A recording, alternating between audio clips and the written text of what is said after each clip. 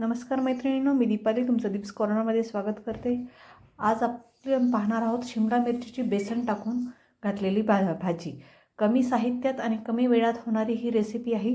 त्यासाठी मी 1 पाव शिमला मिरची स्वच्छ धुवून कट करून घेतलेला आहे, एक कांदा चिरून घेतलेला आहे बारीक, थोडंसं लसूण मी बारीक चिरून घेतलं आहे आणि कढीपत्ता थोडासा घेतलेला आहे। एका पॅनमध्ये मी 2 चमचे तेल घातलेलं आहे, त्यातच घालत आहे मी मोहरी आणि सोबतच जिरं। आता यामध्ये घालत आहोत आपण बारीक चिरून घेतलेला कांदा व्यवस्थित आपल्याला लालसर परतून घ्यायचा आहे।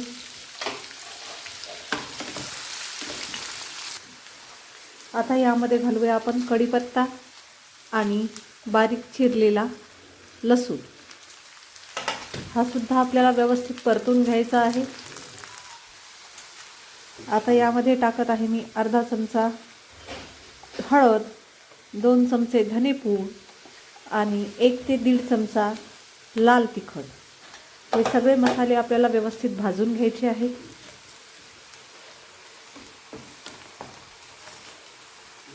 आता यामध्ये टाकून घेत आहोत आपण बारीक कट करून घेतलेली शिमला मिर्च व्यवस्थित मिक्स करून घ्यायची।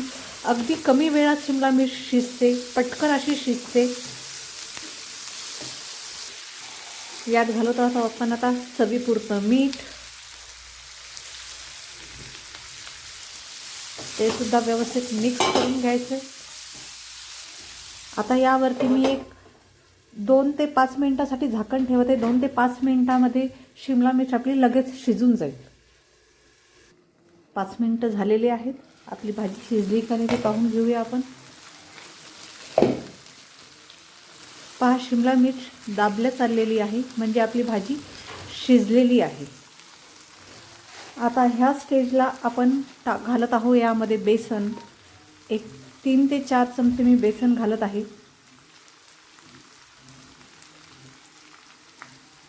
आता हे बेसन आपल्याला व्यवस्थित मिक्स करून घ्यायचं आहे।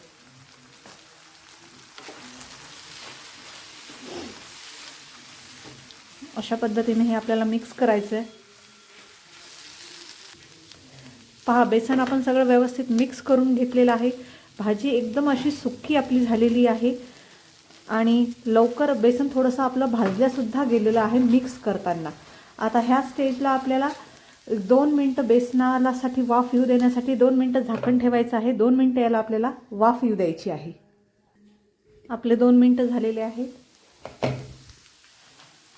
हे पहा, किती सुकी अशी ही भाजी झालेली आहे आणि चवीला तर एकदम छान अशी ही भाजी लागते।